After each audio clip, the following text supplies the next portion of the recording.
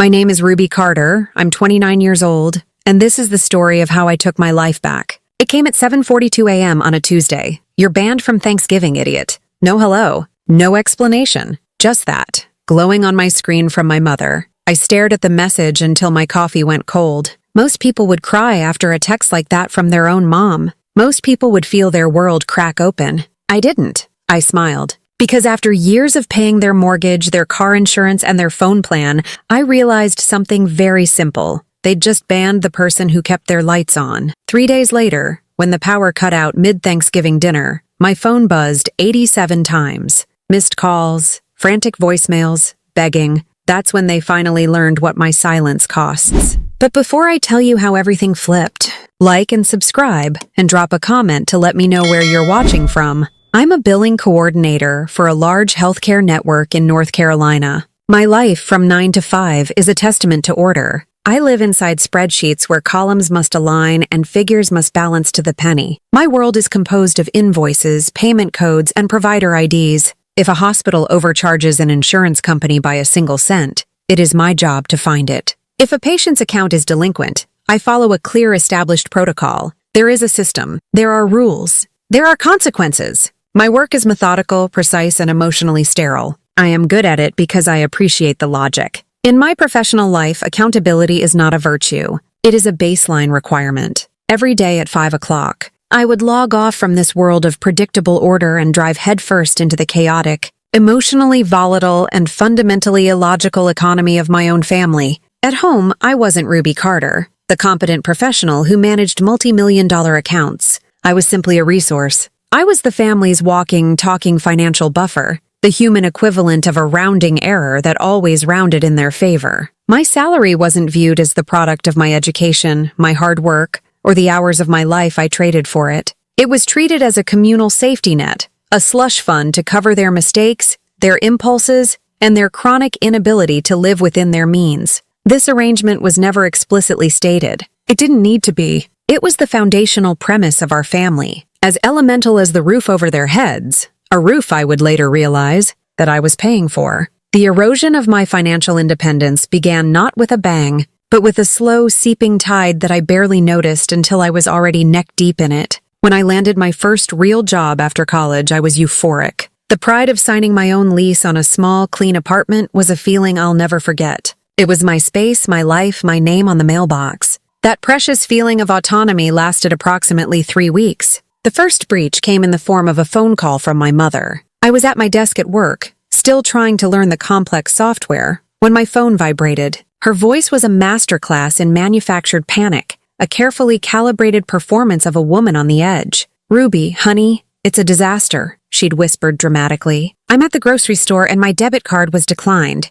The car made a funny noise this morning, so I had to take it to the mechanic, and it just wiped out our checking account. Your father will be so angry, you know how he gets about budgeting." I could almost hear her dabbing a tear from her eye. "Could you possibly, just this once, send me a couple $100? It's just temporary, of course. Just until payday. Just temporary." The two most expensive words in my vocabulary. I felt a surge of filial duty mixed with a strange sense of power. I could fix this. I could be the calm, capable adult who solved the problem. I transferred the money from my banking app, my own grocery budget for the week shrinking before my eyes. The immediate reply was a text flooded with heart emojis. "You are my little lifesaver. I don't know what I'd do without you." The praise was a potent anesthetic, numbing the sting of my dwindling bank account. At the time, I mistook it for love. I didn't understand it was simply a receipt for a service rendered. A few months later, the requests escalated from small emergencies to structural deficits. My father, a man of few words and even fewer admissions of weakness,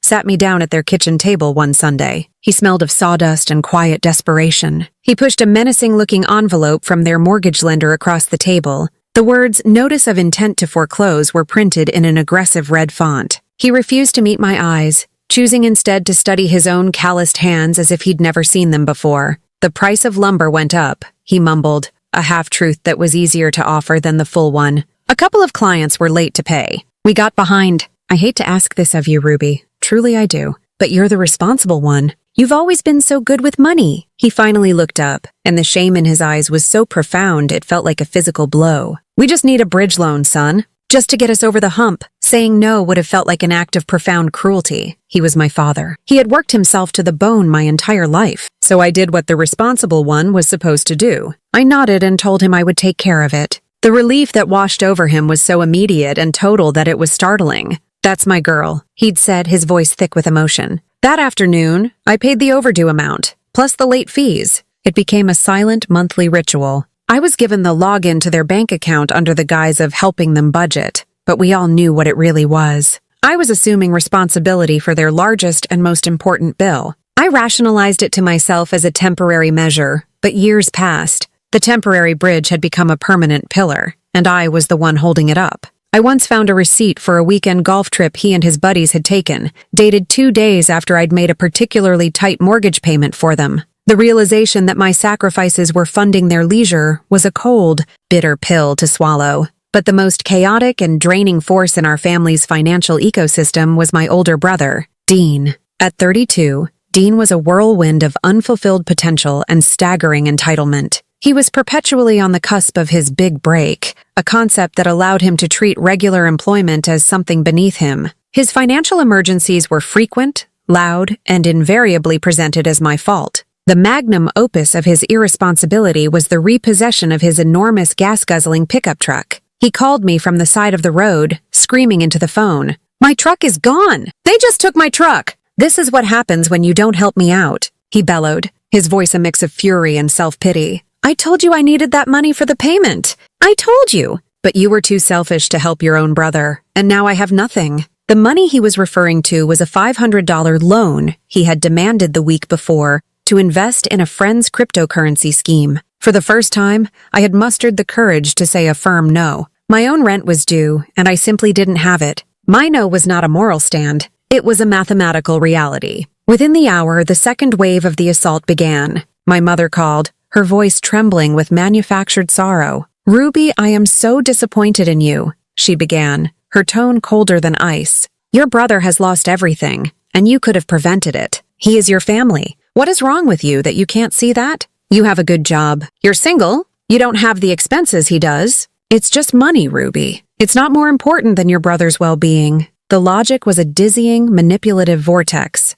My hard-earned financial stability was not a product of my discipline, but a resource I was hoarding. My lack of a husband and children was not a life choice, but a justification for why my money wasn't truly my own. It was community property, and I was being selfish by keeping it to myself. Overwhelmed by the tag team of guilt and shame, I did what I always did. I caved. I took out a cash advance on my credit card, an act that felt like a surrender, and paid the exorbitant fees to get his truck back. He accepted the money not with gratitude, but with the sullen entitlement of a king reclaiming his throne. His only comment was to complain that the tow truck driver had left mud on the floor mats. These were the major earthquakes, but the ground beneath my feet was constantly trembling with smaller tremors. A text for $50 for gas. A call from Mom at the pharmacy because she couldn't afford a prescription. A request to pick up a few things at the grocery store that turned into a full cart of food for their house. Each transaction was small enough to seem petty to refuse, but together they formed a relentless, draining current that was pulling me under. I was living my life on a financial defensive, constantly anticipating the next inevitable demand. They called it family, but it felt more like a protection racket, and the thing I was protecting them from was the consequences of their own lives. The holidays were the grand stage upon which the tragicomedy of our family was performed for a captive audience of one, me. While other families had traditions of cookie baking or caroling, ours had a ritual of financial extraction followed by emotional manipulation, all set to the festive soundtrack of simmering resentment. Throughout the year, I could manage the endless requests from a distance, but during the holidays, I was trapped. I had to sit at the table, smile, and pretend that the very feast we were eating wasn't largely financed by the loans and gifts I had provided. One Christmas Eve crystallized the entire dynamic. I had spent weeks carefully budgeting to buy thoughtful gifts for each of them. A new set of woodworking tools for my dad, a subscription to a gardening magazine for my mom, a high-end coding course for Dean that I hoped might inspire a genuine career path. I walked into their house, which was glowing with an almost aggressive amount of Christmas lights, and was immediately met with the sight of Dean, preening in the center of the living room. He was showing off a brand new, ridiculously expensive-looking watch to my aunt and uncle. "Decided to treat myself this year," he boasted, angling his wrist so the light glinted off the polished metal, a little bonus for all my hard work. His hard work consisted of a series of failed gig economy jobs and a relentless campaign to get money from me. The watch, I knew with sickening certainty, was what had become of the $700 I'd given him 2 weeks prior. He had told me it was a security deposit for a new apartment, a place where he could finally get serious and be independent. He'd sold me a beautiful story of turning a new leaf. Seeing that story strapped to his wrist as a monument to his vanity made my stomach churn. My mother, her face aglow with misplaced pride, clapped her hands together. "Oh, Dean, it's absolutely stunning. You deserve it. You've been trying so hard, and I know your big break is just around the corner." Her belief in him was a force of nature, completely impervious to facts or his long history of failure. Then, as if on cue, her gaze shifted to me. I was standing quietly by the door, still holding my meticulously wrapped presents. Her smile tightened into a look of clinical assessment. "Ruby, dear, you look exhausted. You really need to learn to relax. And that sweater, it's certainly practical." Her eyes scanned me, and a little sigh escaped her lips. "You know, you'd be so much prettier if you just smiled more. You always carry the weight of the world on your shoulders." The weight of her world, I thought. And Dad's. And Dean's. My uncle, trying to be jovial, chimed in, "That's what happens when you're a numbers whiz. Drains the fun right out of you." They all chuckled. I felt pinned by their collective gaze, a specimen under a microscope. I was the serious one, the practical one, the tired one. I was the engine humming away in the basement, and they were complaining about the noise. While they talked, my phone vibrated. A fraud alert. It was a charge from a fancy steakhouse. I had lent Dad my credit card for a gas station emergency the day before. Apparently, the emergency was a T-bone steak. I declined the charge from my pocket, my face burning with a mixture of rage and humiliation. This pattern of control extended far beyond money. It was about keeping me in my designated role. My own birthday was a particularly stark example. I had turned 28, and hoping for one day that was actually about me, I'd invited them out to a modest Italian restaurant. They arrived late, with a flimsy card store gift bag containing a scented candle that smelled like bathroom air freshener. For the first 10 minutes, they made a half-hearted attempt to ask about my life. Then Dean sighed dramatically. "This job search is killing me," he announced to the table. "The market is just brutal. I had a great interview last week, but I need a new suit if I'm going to land a second one. A good suit is an investment, you know?" He looked pointedly at me. Before I could even process the audacity, Mom jumped in. "He's right, Ruby. You have to look the part. You know, that bonus you got from work last month? Maybe you could help your brother invest in his future. It would be the best birthday present for all of us to see him succeed." They were asking me for money. At my own birthday dinner. The audacity was breathtaking. I remember looking around the restaurant at other tables, at families laughing and celebrating, and feeling a sense of profound alienation. I wasn't their daughter. I was a visiting dignitary from whom they sought foreign aid. The rest of the dinner was a blur of their problems, their needs, their dramas. When the bill came, my dad clapped me on the shoulder and said, "You got this, right, birthday girl?" They were masters at isolating me. I once tried to bring a friend, Sarah, to a family barbecue. Sarah was sharp, funny, and had a very low tolerance for nonsense. She watched the dynamic for about an hour, saw Dean ask me for gas money, heard my mom make a passive-aggressive comment about my car, and later, she cornered me by the drinks cooler. "Ruby, what is this?" she'd whispered, her eyes wide with concern. "They treat you like a walking wallet. You can't let them talk to you like that." Her words, meant to be supportive, felt like an attack because they were true. I became defensive, making excuses for them. "You don't understand, it's complicated. They've had a hard time." Sarah just shook her head sadly. "No, you don't understand. This isn't normal." My family was polite but cold to Sarah for the rest of the afternoon. Later, my mother told me, "Your friend Sarah is a bit aggressive, don't you think? Maybe you should be more careful about who you bring around." The message was clear. Outsiders who might validate my own feelings were a threat to their system. The cage needed to be kept locked from the inside, and they expected me to be my own warden. Any attempt to build a life, a friendship, or a romance outside of their control was met with subtle sabotage, all designed to keep me dependent on them for a twisted version of love and belonging, a version that, conveniently, always came with a bill attached. The tipping point, the moment the deep structural cracks in my soul finally gave way, was not a spectacular explosion. It was a quiet, unremarkable Tuesday evening. It began with a phone call from my mother during my lunch break. Her voice had the cheerful, non-negotiable tone she used when she was arranging one of her mandatory family check-in dinners. Hi, sweetie. Just wanted to let you know we're having spaghetti tonight. Be here at 6. We need to talk about Thanksgiving plans. It wasn't a question. It was a directive. I felt the familiar, heavy sense of resignation settle in my stomach. These dinners were never just about logistics.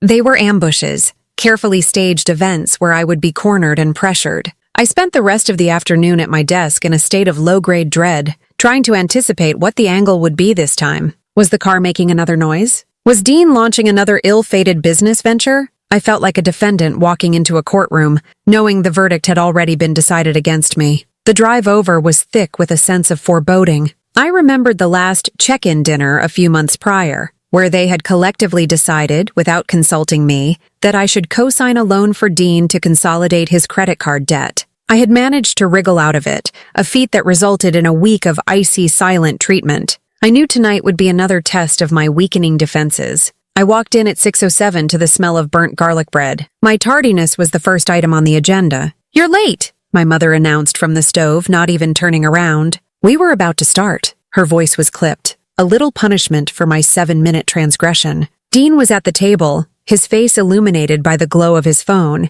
and Dad was in his recliner, staring blankly at the television. The air was stale with the familiar lack of warmth. We gathered at the table, and the initial conversation was a painful exercise in mundanity. Dad recounted a tedious story about a coworker. Dean bragged about his performance in a video game. I listened, pushing pasta around my plate, my role reduced to that of a passive audience member. Before the main event, Mom warmed up with some light critique of the neighbors. "Did you see the state of their lawn?" she'd said with a sniff. "Some people have no pride." It was her way of sharpening her claws, a prelude to the main attack. After she had refilled her wine glass, she set it down with a deliberate clink, a signal that the real purpose of the evening was about to begin. She beamed at Dean, her face softening with an adoration she never showed me. "So, Dean has some wonderful news," she announced, her voice full of pride. "He's been seeing a lovely girl, Tiffany, and he has decided to bring her home to meet us all on Thanksgiving." "That's great, Dean. I'm happy for you," I said, and I meant it. A small, naive part of me still held out hope that a stable relationship might be the catalyst for him to finally grow up. But this announcement wasn't about Dean's happiness. It was about my failings. My mother turned her full attention to me, her smile becoming a sharp, pitying weapon. "She is just a wonderful girl," she continued, her voice dripping with meaning. So poised. "Her father is a dentist, and her mother is on the board of a charity. They're a very good family, a family with standards." She let that word hang in the air, a deliberate, poisoned dart aimed directly at me. Then came the final, fatal blow. "She has real class, Ruby. Maybe you'll learn something." The world seemed to tilt on its axis. The sounds of the room, the hum of the refrigerator, the ticking clock, faded into a dull roar in my ears. It was the most exquisitely cruel thing she had ever said to me, a perfect distillation of a lifetime of disapproval. It implied I was common, that I was a project, that I was fundamentally lacking. My father gave a short, nervous laugh, and then quickly took a large gulp of water, his eyes fixed on his plate. Dean's smirk was one of pure, triumphant cruelty. He reveled in these moments.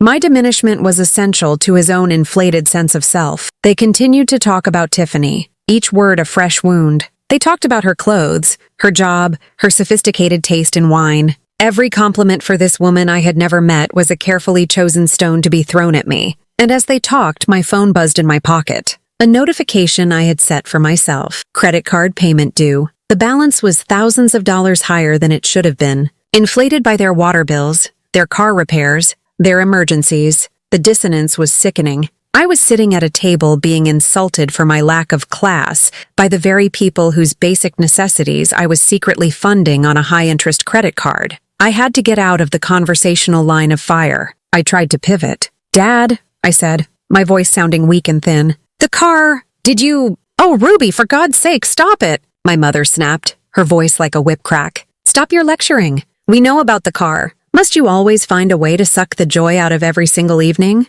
You and your endless worrying about money and bills and practical things. You always ruin the mood. Can't we have one nice dinner?" I looked at her, then at my dad, who was now meticulously cutting his spaghetti into tiny, even pieces, and at my brother, who was shaking his head in theatrical disgust at my behavior. I was the problem. My concern was lecturing. My reality was a mood killer. In that instant, something profound and irreversible happened within me. The hurt, the anger, the desperate need for their approval, it all just vanished. It was like a switch being flipped in a dark room.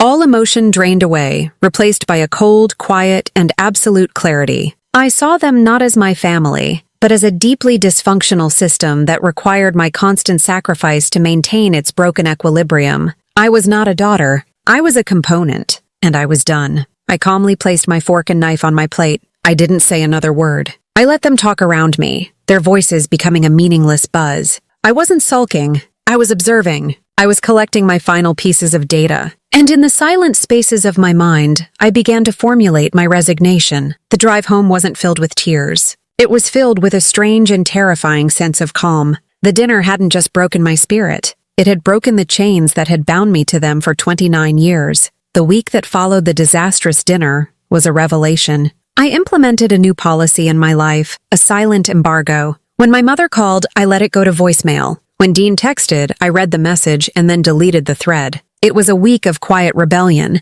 and it felt both terrifying and exhilarating. The silence from my end was met with a confused, escalating series of attempts to breach my walls. Mom sent a text with a recipe for green bean casserole, a forced gesture of normalcy I refused to acknowledge. Dean sent a more direct message. Need to borrow $100 for a job interview suit. Pay you back next week. I saw the familiar lie for what it was and simply erased it. With the $100 I had saved by not responding to him, I went out and bought myself a new pair of running shoes, an indulgence I had been putting off for months. Lacing them up felt like a victory. Living without the constant hum of their needs was disorienting at first. I had been conditioned for so long to be on high alert for their next manufactured crisis that the peace felt unnatural. I'd find myself checking my phone, my body tensed for an incoming demand that never arrived. But as the days passed, the anxiety began to recede, replaced by a novel feeling of lightness. My evenings were my own. My thoughts were my own. My money was my own.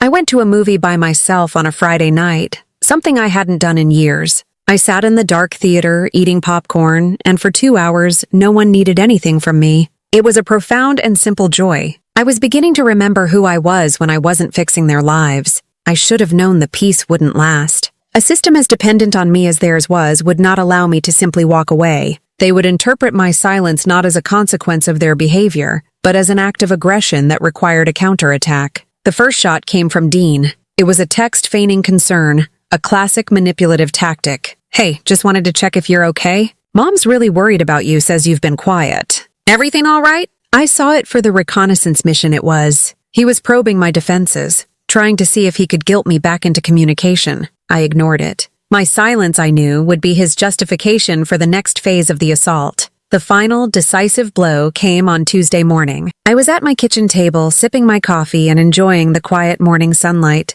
feeling almost hopeful. My phone buzzed. It was from Mom. I opened the message, expecting another passive-aggressive prod. Instead, I was met with the 5 words that would change my life forever. You're banned from Thanksgiving? Idiot. The raw, childish cruelty of it was stunning. Idiot. The word hung there, vibrating with years of unspoken contempt. Before I could even fully absorb the shock, a second, much longer text arrived. It was a torrent of righteous indignation, a meticulously constructed fiction designed to reframe me as the villain of the entire family story. Dean, my mother wrote, had tried to do the right thing. He had called me to have a mature adult conversation about the money he owed, wanting to apologize for his past behavior and set up a payment plan. According to this fantasy, I had flown into a rage. I had screamed at him, called him a worthless bum, a failure, and an embarrassment to the family. He claimed I'd threatened to come to Thanksgiving and make a scene in front of his new girlfriend, the classy and wonderful Tiffany. He was, my mother reported, deeply hurt and frightened by my unhinged behavior. He couldn't possibly expose poor Tiffany to such a toxic and hostile person. The lies were so audacious, so complete, that I almost had to admire their artistry. He had taken my silence and painted it as a screaming tirade. He had used my inaction as the raw material for his own twisted narrative of victimhood. And my mother, the woman who had known me my entire life, had not just believed him, she had endorsed him. Her final text was the seal on the verdict. You have always been jealous of your brother's spirit, she wrote, the words dripping with a self-satisfied pop psychology. He is trying to build a life for himself, and you are determined to tear him down with your negativity. Family does not keep score over money, Ruby. That is a sickness in you. We will not allow you to ruin this special day for the rest of us. We are having a peaceful, happy Thanksgiving this year. You are not welcome, jealous, sick, negative, unhinged. I read the words over and over, and I felt a profound and terrible mourning. I wasn't mourning the loss of my family. I was mourning the family I had never truly had. I was grieving for the mother who would have defended me, the father who would have stood up for me, the brother who would have been my friend. That family had never existed. I had just been too busy paying their bills to see it. I stood up and walked around my small apartment, touching the spines of my books, the fabric of my couch. This was my life, the one I had built and paid for. The house they lived in, the house I was no longer welcome in, was also paid for by me. The phones they used to text these insults were on a plan paid for by me. The electricity that would cook their peaceful Thanksgiving turkey was guaranteed by my credit card. The anger and hurt I had felt for years finally coalesced, not into a hot rage, but into a single point of cold, hard diamond-like resolve. This was the end. They had finally made their terms clear. My value was purely functional. My presence was conditional, and they had just revoked my invitation. They had fired me from my role as their daughter. It was only fair that I resign from my position as their benefactor. I thought of each bill I paid, the mortgage on the house where I was insulted, the car insurance for the vehicle that brought them to the dinner where I was humiliated, the phone plan that delivered the final unforgivable message. Each payment was a link in the chain that bound me to them. It was time to break the chains. It was not a decision made in anger. It was a decision made in clarity. It was the only logical response to the data I had been given. I picked up my phone, looked at my mother's final damning words, and whispered to the quiet room, to the ghost of the family I wished I had, and to the future I was about to claim for myself. Let's see how family feels without their ATM. That night, I didn't rage. I didn't cry. I didn't call a friend to vent. I made myself a cup of chamomile tea, sat down at the small desk in my living room, and opened my laptop. The glow of the screen felt calm and purposeful in the dark apartment. My revenge wasn't going to be loud. It was going to be administrative. It was going to be a series of simple, quiet clicks. First, I logged into my online banking portal. I navigated to the bill pay section. I saw the list of scheduled payments that had become my monthly ritual. At the top of the list, Carter Family Mortgage. It was scheduled to be paid in 5 days. Beside it was a small button, Cancel Payment.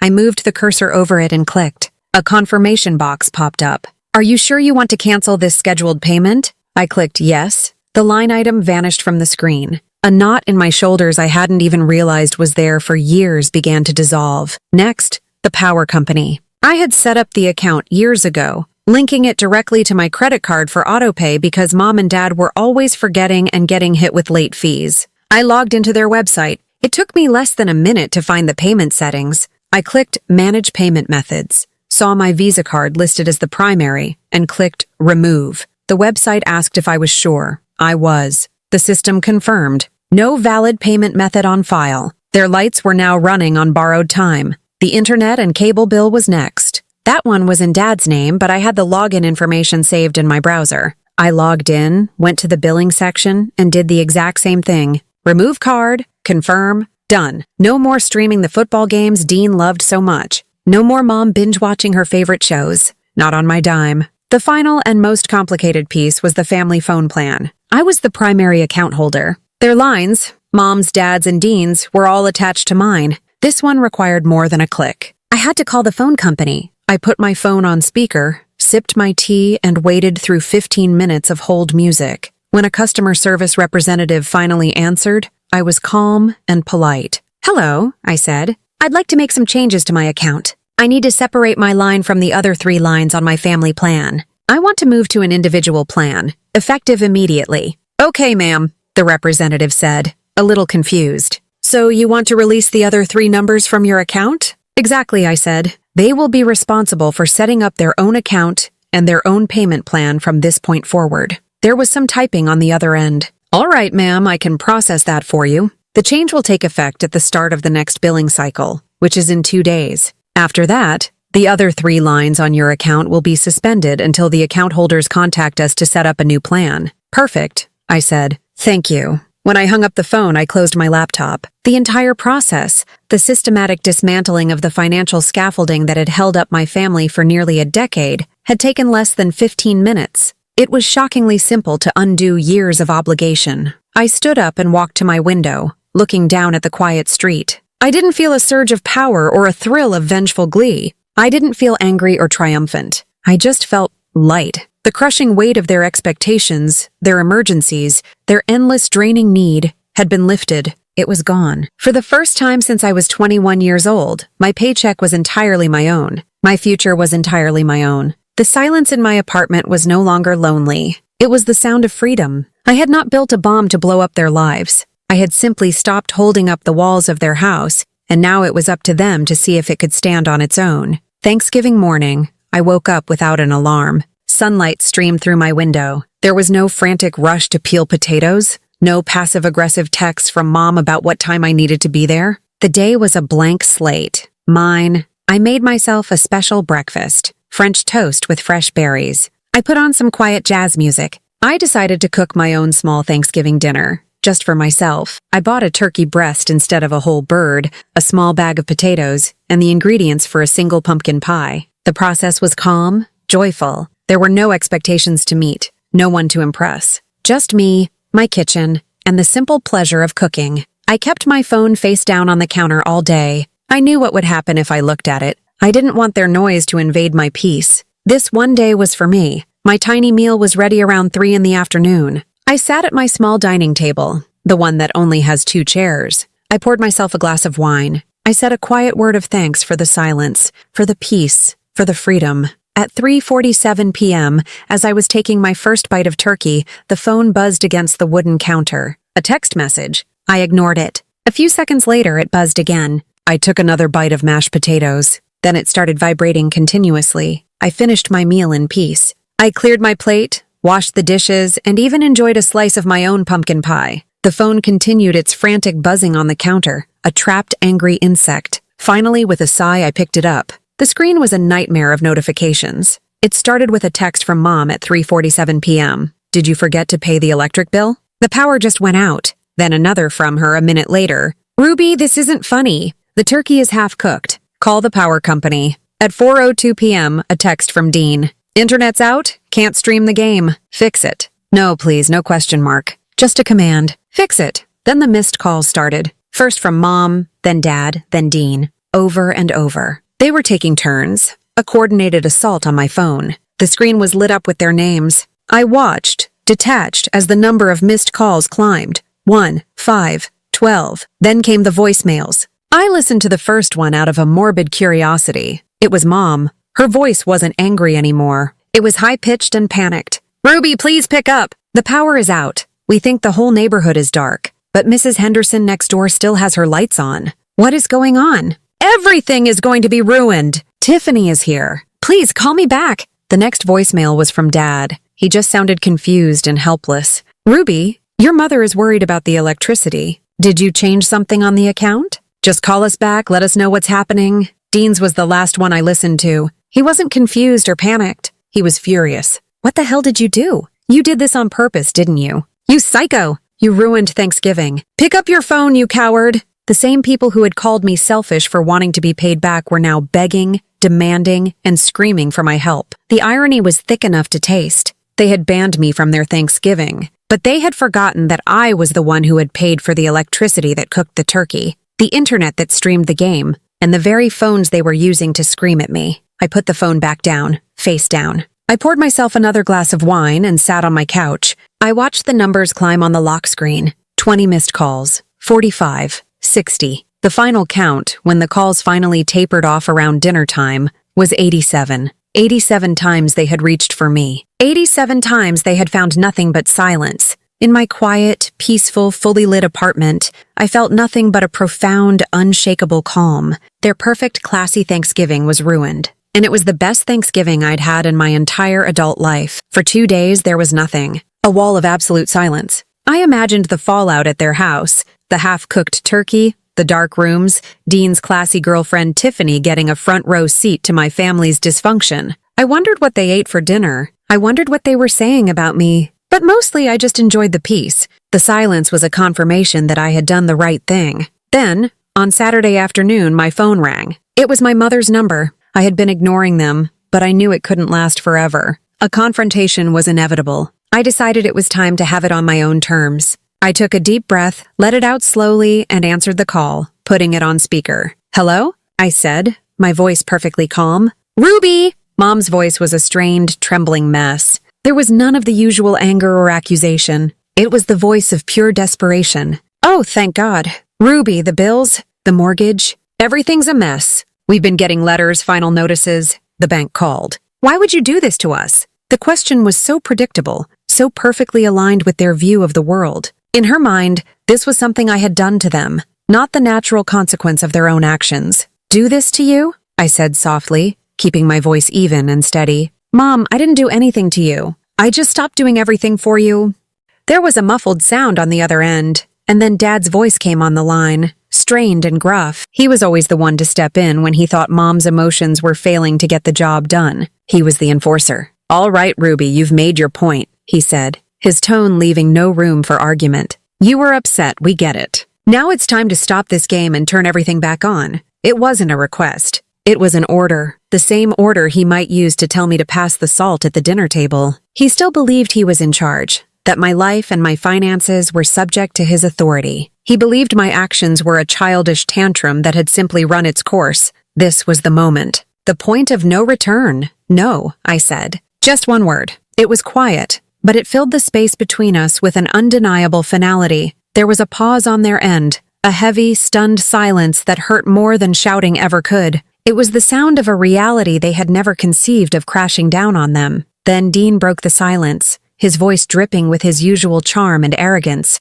"You are acting like such a spoiled brat, you know that? Crying because you didn't get your way." A small, quiet laugh escaped my lips. It wasn't a laugh of humor, but of pure, unadulterated irony. A spoiled brat. Me, the woman who had been funding their lives, who had sacrificed her own financial security for theirs, was being called spoiled by the 32-year-old man whose truck I had just recently saved from repossession. "You're right, Dean," I said, my voice still soft, almost a whisper. Someone was definitely being spoiled. I let the words hang in the air for a moment. "You're welcome for the years I spoiled all of you." And with that, before any of them could respond, before the shock could curdle into more insults and accusations, I ended the call. I pressed the red button on my screen, and the connection was severed. The silence that filled my apartment this time was different. It was the silence of a war that had just been won, not with a bang, but with a quiet, simple, and irreversible no. A week passed. A full 7 days of absolute, uninterrupted silence.